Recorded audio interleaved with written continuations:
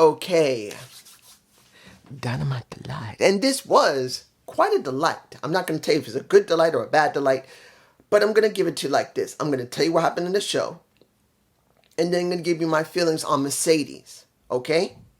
You ain't getting Mercedes now. You're not getting Mercedes. You're getting everything else. And I'm going to be honest here. This is not going to be a very long review. At least I'm going to try and not make it long, up to 30 minutes. I can't believe I keep doing that. But you get my point. I need to make the essence of this. Why am I even saying the essence of this review when I always talk too damn much?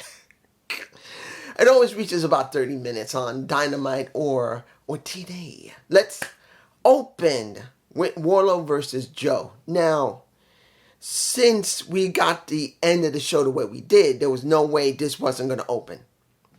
Now, the world champion versus his challenger. I did not expect Joe the job here. Let's make this clear. This is not about the match quality. This is not about how badly the character development of Wardlow was, which has actually been pretty decent. It's actually been pretty good. When it comes to Joe, the same thing. But they are going to spotlight who they want to spotlight. So the world champion had to basically eat this. Now, sometimes it's all right to see a world champion be in the opening of a show, as long as you don't do it often. And since Joe is not usually opening a Dynamite or Collision often, it's all right. I know not everyone agrees with it. And believe me, I don't always agree with it myself. I don't. But it can happen sometimes. If something else is in the way, you must do something. So here, Joe and Wardlow had to open. It was a good match. I'm not going to tell you it was perfect. It was good.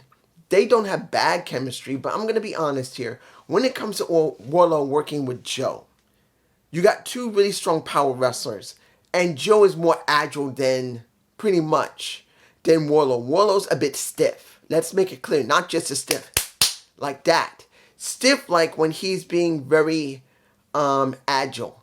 Joe is actually a bit more agile and more flexible than Wardlow is.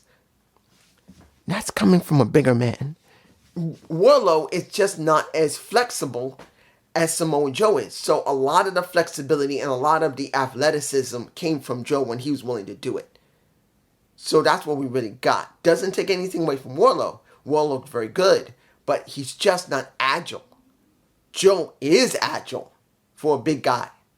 In the end, I didn't expect Joe not to win here. If he had lost here, I would be going like, why the fuck they do that here? And of course he won. He had to win. And I'm actually happy about that because I like Joe as champion. I don't see Wardlow being champion yet. I just don't feel like he should be a champion. Particularly that he's working with the... Well, let's make it very clear. Without MJF, it makes no sense for him to become champion. I'm sorry. He's got to be a face and MJF's got to be a heel. If you're going to do it traditionally. But what they probably would do the reverse, that Wardlow will become champ, he will be a heel, and MJF, who really was over as a face, will be going after Wardlow, who is a heel. So the roles will be switched. That's what I believe will happen. Next, the six-man tag, Pac, Penta, and Eddie versus the Elite, the Bucks with Okada. This is interesting. Now, I do remember someone had left a message below, I think on the last Dynamite, saying that the Bucks look too damn skinny. They got no definition. And Okada looked like he didn't even eat a turkey wing in a year. Like he's too damn skinny. Now, I did leave a lengthy message to that person, but they never really answered. And I'm actually quite surprised they did not answer me. That wasn't meant to be insulting, because if you did not see the message, the person I'm talking to, you know who you are, you like to leave me a sonnet. You know that wasn't meant to be an insult. That wasn't meant to chew you out. That was just to let you know what we're really dealing with. Now, I can understand your point of view. You're talking about the Matt and Nick and Okada, who are pretty much have not really changed their physiques in almost 10 to 15 years. Neither one of them had changed their look. Generation Me were always skinny. They were always skinny. We know they were skinny. Okada never looked like he ever bulked up. So you giving that opinion, there's nothing wrong with it. That if you had said, now that they're AEW, I hope that he'll bulk up a little bit. And with the Bucks, I wish they bulk up a little bit because I think it would help them with the definition working in the ring. But the way you said it, it's like someone who didn't know anything about wrestling. And you know a lot because you lead me a damn sonnet. You know who you are. You know who you are. And that was not meant to be an insult. I was just surprised that you went there. So me saying simply that none of them are going to bulk up unless either they go to WWE or they get very badly injured and they got to rehab and then they got to put on muscle and bulk because it's to compensate for the injury in their back, torn ligaments, torn muscles, they hurt their neck. It doesn't make a difference. They will bulk up. So I had to say this to you, Guy, because not to chew you out, but you never answered me. You didn't say, dude, you got a point, or dude, I still want to see them like this. I would have liked the interaction. And if I see your message again, and I see you again, I'm going to say, why didn't you say anything to me? Because I didn't mind the interaction. I'm that type of person. Now, we know who won. Okada pinned Eddie. This is about Okada going after the Continental Crown. And for me personally, this is me. This is me. I know everyone else won't agree. I don't mind Okada winning that damn title. You know why? Because what I want is for Eddie to start going into the main title scene against Joe. He's already gone against CM Punk. He's already gone up against... Let me give it to you like this. Maybe 2 years ago or 2.5 years ago, Eddie was not ready, even though he was over.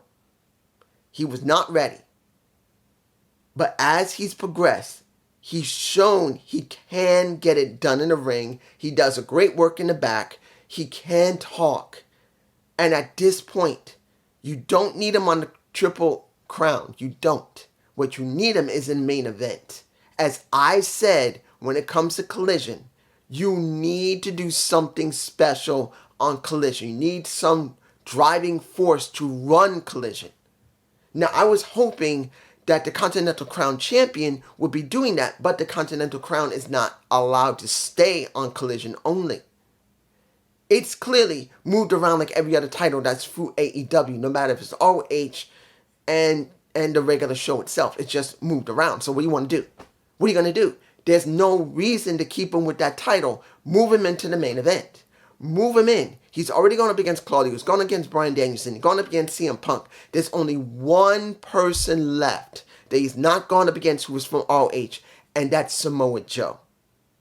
Going up against Joe, even if he doesn't win, will solidify him as a main eventer. That's what I want to see. I don't mind Okada winning the Continental Crown because if he does, that still kind of helps New Japan Pro Wrestling, even though he will be working AEW normally, the other brand of ROH, and he can go to New Japan Pro Strong and work over there, even though his contract is done.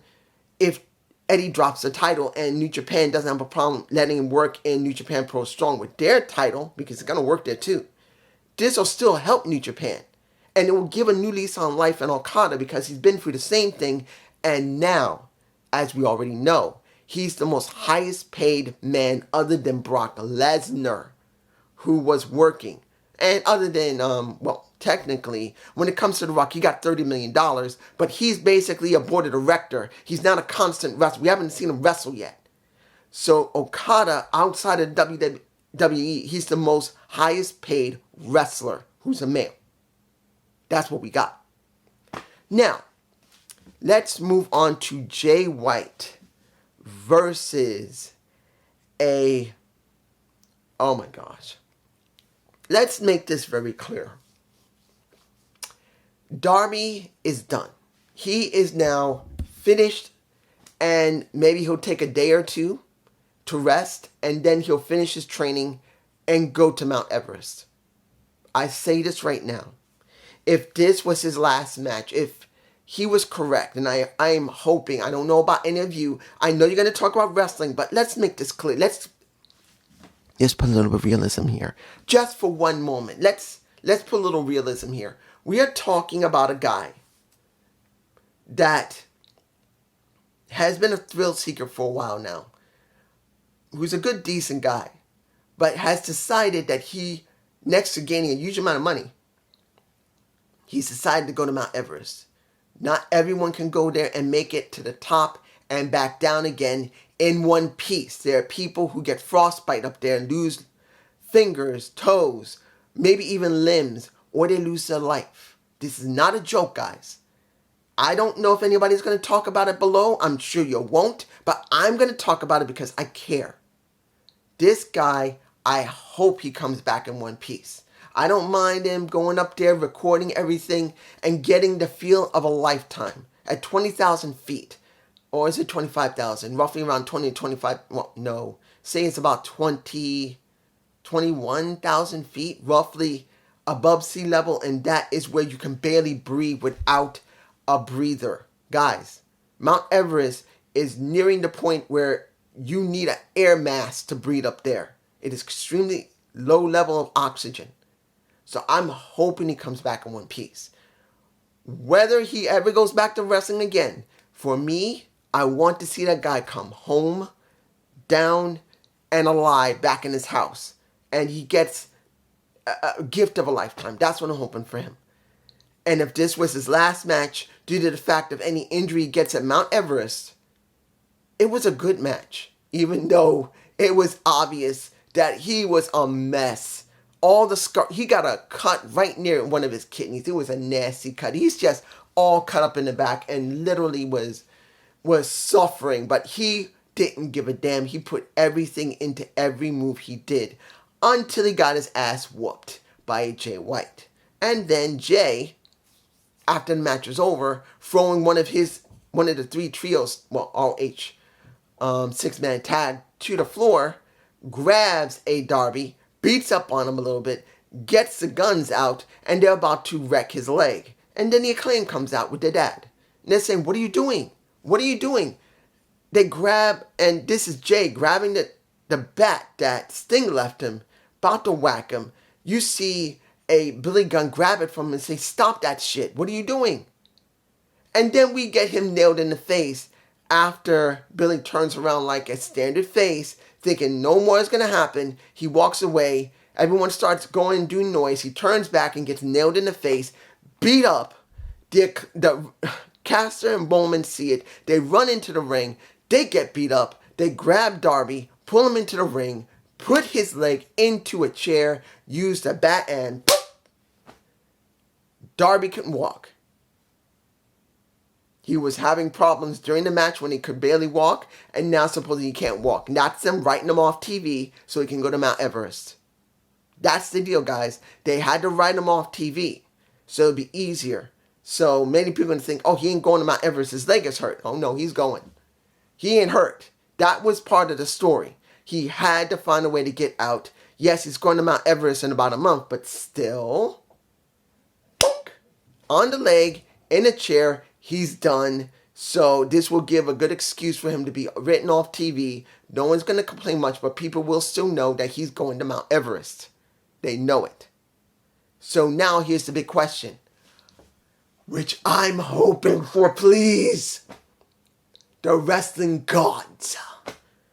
By the great spirit of the wrestling gods. Please combine those two title sets. Combine the trios. Combine the six-man tag.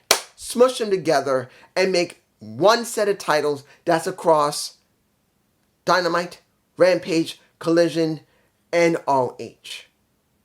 Just do it already. Get rid of those damn titles. I don't care if you call it the six-man tag titles, the United six-man tag titles, the Undisputed six-man tag titles, or the Undisputed Trios titles. Just combine those damn titles. Get it over with, because we don't need two sets of titles. And worse yet, you got two sets of titles and they're both running around on every show. ROH Trios titles, six-man titles, are on Dynamite, Rampage, Collision. Why are they there? They should be on ROH only. If not doing it, get rid of them. Moving on. Now, I've exercised my demon. Let me give it to you like this. Kyle O'Reilly. He's going to have a match. I believe it's on Rampage. It will be against Brian Keefe, the bounty hunter.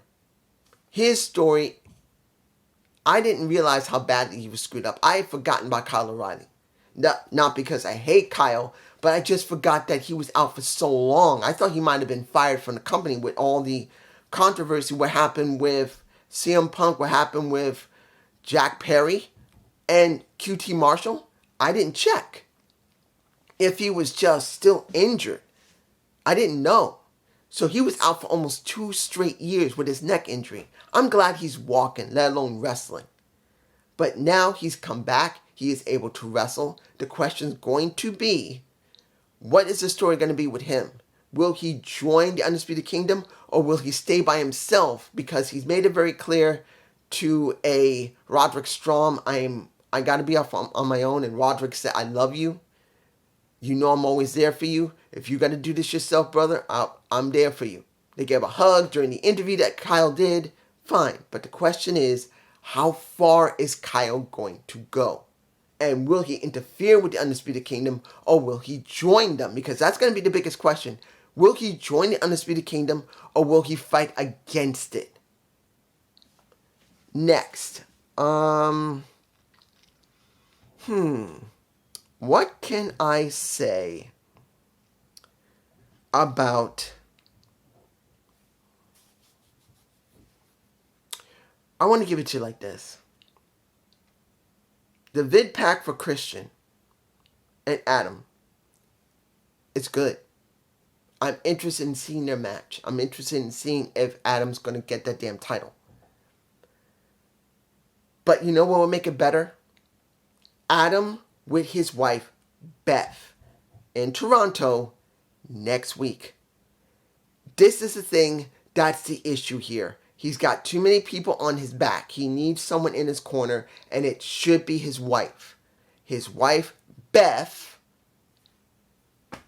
needs to be there. His real wife needs to be there. She needs to be a part of this. Hopefully she doesn't have a problem with WWE. If she doesn't, because as far as I know, she's not working for them, I don't think she has a Legends contract. I don't think she does. So if she can go into AEW, if it's even just a one-off, she needs to be there. She needs to be there for him, by his side, when he's trying to get this damn title. If she is not there, it feels way less than it should, because Shayna Wayne is there, Kill Switch is there, Nick Wayne is there. He needs someone in his corner. It's got to be his wife. I really want to see his wife there, so she can beat the shit out of a Shayna Wayne. Not enough to really hurt her. You know what I mean? She's not a wrestler. Come on. If she was a wrestler, then she could do it. But if she's never been a wrestler, she doesn't need to get hurt much. If she says, okay, I'll take a bump, and she practices a little bit, then Beth will whoop her ass. Let her whoop her ass. Let her be thrown around, and that'll be good, because at least then, as a champion, he had his wife by his side, and it makes the best sense. But this is just me.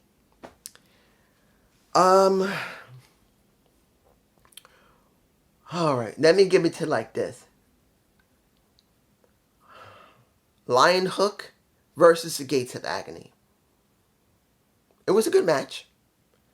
Taz was just beaming about this because his son is working with one of the people that he worked with in the day in ECW. Next to Uncle Rob, Chris is one of the other few people I would expect a Taz to know and respect enough that they're really good friends and that he trusts with his son. Now, I'm not saying that Hook can't handle himself, but you know what I mean. Hook working with Chris is a really great accolade for him. And what we get with the Gates of Agony, we got a beatdown. We got some good movement. We got Hook showing how good and strong he is. And they won. But now here's where it gets interesting. Are we doing another Action Andretti? If you remember correctly, Action Andretti was a nobody. They didn't know who he was. They know nobody. And he came in and Chris jobbed for him. Now Action Andretti's been on the roster for over a year now. Easily. More than a year. He's been there. And he's proven that he's good. He's weird when he's drinking the water going...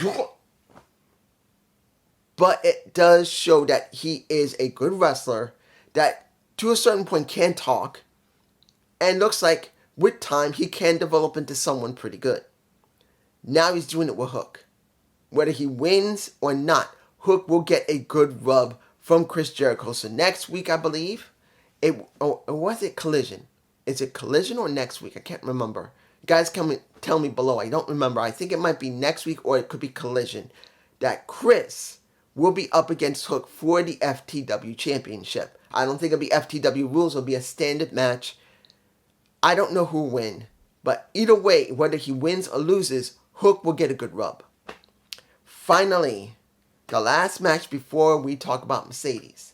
That, and it kind of adds into it. We got Willow versus a Riho. Let me give it to you like this. You see Riho going against a Willow Nightingale. You got Riho. You got Willow. Willow's like this. Riho's like this. It's like this versus this. Not taking anything away and being insulting because she's a large woman. No. Riho is a very small, petite woman. She's very dainty. Let's make it clear. If you had Riho in front of you, if I had Riho in front of me right now, I think she's about 26, 27 years old. She would be like this to me, like about here. I'm 5'8.5", roughly speaking. So she's maybe about 5'4", 5'5". So she'd be about here. She'd be about this wide and here. Willow is easily my size or much taller. She's maybe about here, maybe 5'9", maybe 5'9.5", easily. And she's larger than me because she's lifted weights and she's not a small woman. There's nothing wrong with her being a large woman. She's fine. And when you see the match and the dynamic between the two, where you got someone who's very small and dainty who has speed on this side compared to someone who's fast, but not as fast as the other opponent, but have massive amount of strength, massive amount of power, and has almost as good skill as the one who's small and dainty, you got a decently good match. And I still think Riho got breast implants because, I'm sorry, I don't remember her boobs being that big. Look, I know I say this every time, but one of the things that people see, perception is reality. You look at Riho, she's a very small woman. She didn't look that chesty 3 years ago, unless her breasts grew out. Naturally, something's there. And that's noticeable. It throws off her ring attire, and counting on how big the implants are could throw off how she works. Now, of course, it hasn't. Her ring work is still exactly the same. It isn't like she wanted to become a D cup or a C cup. I say she's in between B or C. But you notice these things as someone who's watching the product and watching her. Now, not everyone likes Riho, but you can easily say she's a damn good wrestler for her size. But one problem I always had was that she could never 100% get over with the other amount of fans due to the fact they don't really write for her.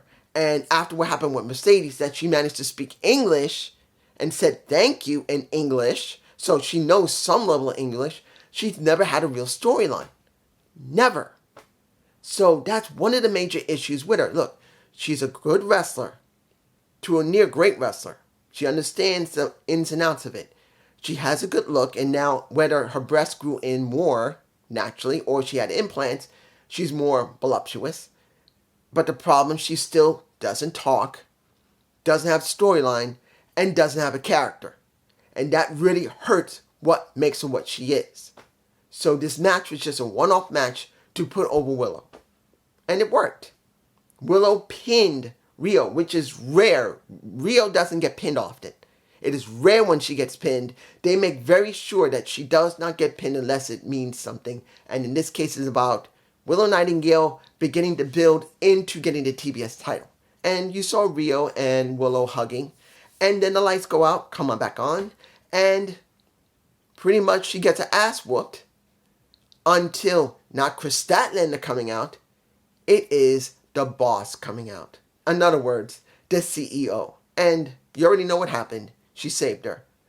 But let's get to the CEO. Opening of the show. Mercedes comes in. Thanks to fans, says, this saved my life. Now, I know someone's going to say, dude, wait a minute. You're talking about Mercedes. What about Will Ospreay? I'm going to leave that Not forgetting about Will Ospreay. This is not about Willie. Will Ospreay, I will talk about another time because this should be a focus on Mercedes only. But I do want to say his segment was good, but this was important for the women. That's why I'm not saying nothing. But I need to say, just in case you think I forgot. But let's make it clear. What she said in Boston, she meant every bit of it. She loves the professional wrestling business. It saved her life. She wouldn't know what she'd be doing right now. This is her home. She believes in this. She believes in AEW. She believes in the revolution that she started. WWE's revolution. She has done everything, but she needed to be here. And she will be here. And she made it very clear at that time, that was in the opening, about Willow, she and her have some unfinished business. And just like what happened at the end of the show, Willow held her arm up. That's what that meant. Those two have some unfinished business since she broke her ankle facing her for the New Japan Pro Strong Championship. So, what does this really mean? I know everyone's going to say this was great, and it was. But it means nothing yet. As much as I love Mercedes, understand, I honestly, if Scott D'Amore had not been fired, and the TNA brand right now is still in flux, in question, I would have rather had she go to TNA. That's what I would have wanted, because they would have gotten better press with her there. They need press. And that would have been good with Scott there. And I'm not even saying Scott was a great president, but at least he was in focus of what TNA needed. But knowing how AEW is, we have no idea yet how they're booking. Now, the booking here was actually quite good. It was not that bad. Now, I don't know if that was something that Jen Pepperman had set up, or was that just Tony Khan beforehand, before she got her feet under her and starts helping to write what's going to be needed for the new scripts and for the new booking for everyone else. I don't know. But this show's booking was pretty stable. Now, if it was Pepperman who was involved in it, that's good. But we still do not know how Pepperman is going to help the booking and the creative in AEW yet. It's still too early. And even though Mercedes is there and there's excitement around, we need time. I'm telling you right now, we need time to know if Mercedes is going to not make an impact in the women's division. This is not about Mercedes. This is what people keep getting wrong. This is what Just Alex, JD, and maybe Solomonster and Jesse. This isn't about her. Having her there will give a lot of press. But it's about creative with Tony. That is the defining factor of this situation. Now that he did hire Pepperman, the question is going to be, can Tony and Pepperman write more compelling storylines? Not Mercedes is going to change the game. Mercedes is going to make this great. Mercedes is going to mean everything. That's bullshit. Mercedes is not the key here, even though she will contribute to the key. The key is, will Tony and Jen Pepperman write better stories that will bring people in? It does make a difference of her press. Look what happened with Saraya. Look what happened with Saraya, Ruby Soho, Taya Valkyrie. We had Athena. All those women, nothing happened. But this is just me. Peace.